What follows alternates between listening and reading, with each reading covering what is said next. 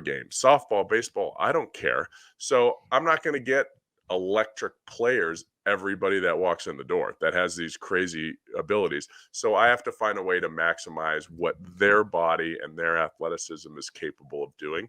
And that's where you find bat quickness, right? That's where, how can we be the most efficient? I'm going to let you jump in here and then I'll get back to bat quickness. But, again, we're treating everybody as an individual, and Mhm. how can we maximize that person? Well, okay, so there's a lot of ambiguity when it comes to bat speed and Yes. bat quickness, right? Yes. The one thing I want to ask you, you mentioned a little bit in there with blast motion, some of the measurables. How can we measure bat quickness if there is such, if we can do that? I'm not sure that blast Yeah. motion can do that. We can, right? Okay. Yes. How can From we launch to contact, essentially, is okay. bat quickness. Yep. How can we measure bat quickness and come up with some sort of plan based off those measurements to improve bat speed? I'm not saying that you should swing the bat slow either, by the way. I want to make that clear. Yeah. But the goal to try and the sole goal of trying to swing a bat at 95 miles per hour Hmm. is not a feasible one. And it's not something that's going to get you better. But we can combine the two. And I wonder how we can filter and go through that, kind of consolidate everything and do it through the measurables. Yeah. I mean, you're going to get bat speed by having good mechanics and using your body and Hmm. being strong. So bat speed has to do with, are you strong? Do your muscles move fast? Some players are strong, their muscles don't move fast.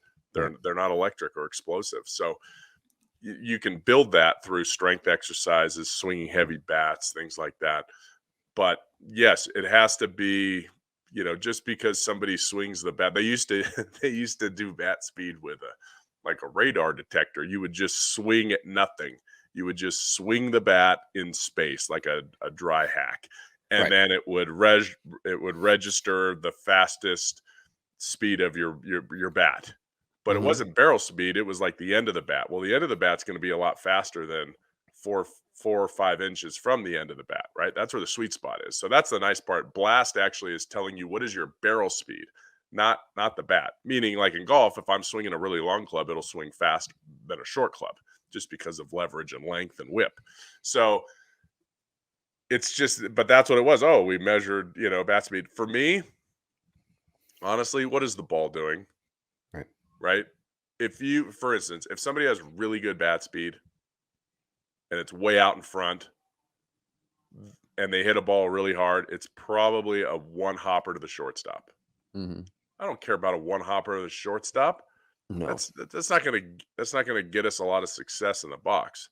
So what if we move that ball back, okay, to her front foot or his front foot, and they hit a line drive into the left center field gap because they weren't cheating it. They weren't Right. cheating that number, which is every single showcase you go to now. Everybody is cheating a number.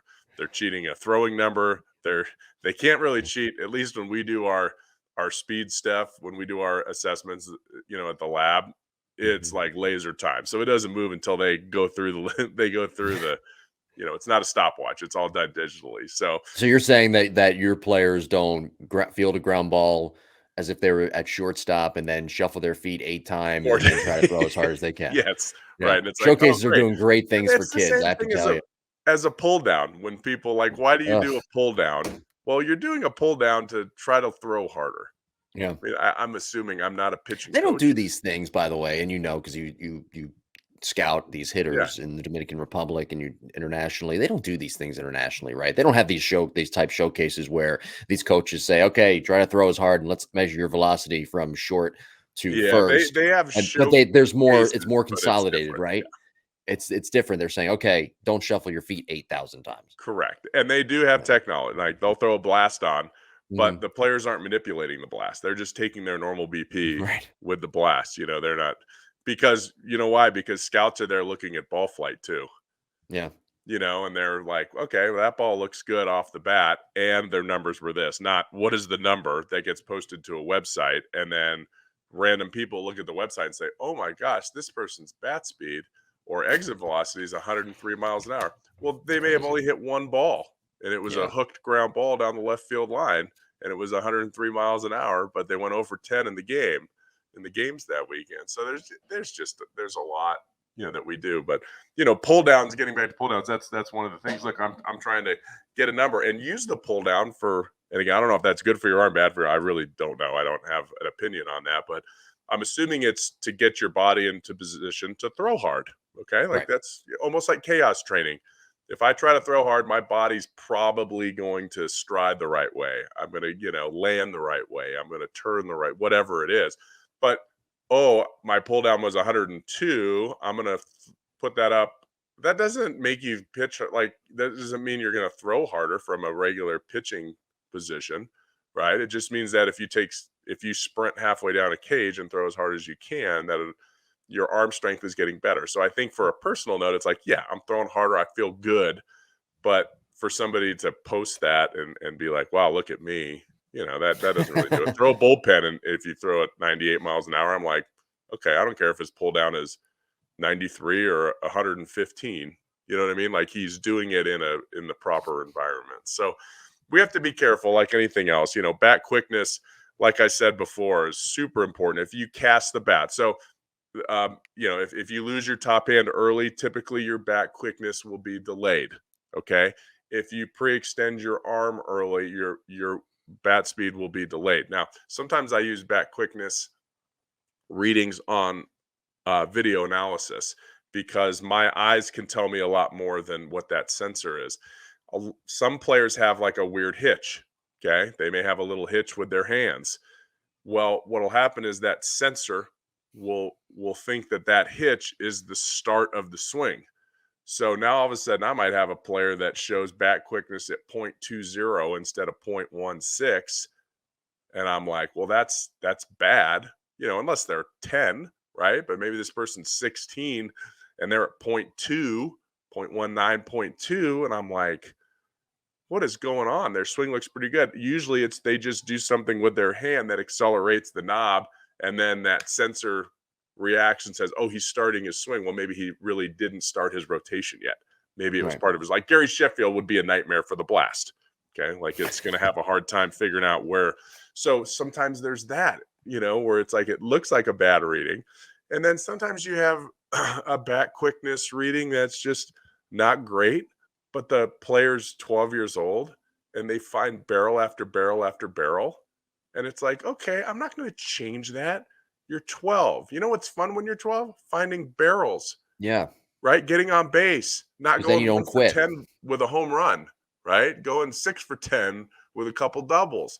So, okay, let's get bigger and stronger. Let's see how you progress. Tom House posted something, or one of his people posted something a few months ago, and it was like, you really shouldn't evaluate players until they've all gone through puberty. Yeah. And it really is true. Like some people are men at 14 and some aren't. Some don't get to be men until they're 16 or 17. So Mhm. you don't know, you don't know where they're going to be, but you can't compare those two people, and that's usually where it is. That 12 to 14 age, holy cow, you have some people that are just big and strong and fast and through puberty, and then you have some people that are just hanging on, hoping that they don't get cut so that when they do go through puberty in another year or two, um, they're still playing the game. So Mm. be careful. Be careful with all those numbers. Yes, bat quickness, when we're talking about the ball, releases from the hand and hits the glove in, I believe, on average, 0.4 seconds. Okay, so zero point 0.4 seconds on a 90-mile-an-hour fastball. Yeah. Hand to glove, right? Ball comes out of hand, hits the catcher's mitt. But as a hitter, our swing takes, roughly 0.16 seconds. Okay, so Mhm. that leaves us 0.24 seconds to make up our mind. 0.24 seconds to make up our mind. We also don't hit the ball at the catcher's mitt, right? We hit the ball, I don't know, a few feet from the catcher's mitt. So that means 0.24 is probably 0.22, 0.23. So we got to make up our mind to swing when the ball's 10 to 12 feet from the plate. I mean, there's just not a lot of time, let's be honest. So the quicker you can be, if your bat quickness is 0.18 at your front toes, Yeah. okay, and you have a normal load and everything, normal swing, normal hand position. If you're at 0.18 and you can get that to 0.16 at your toes, you're going to be better. You're going to buy yourself 3/100ths of a second more to recognize a pitch. And that's why bat quickness is important. you don't So have to cheat as much.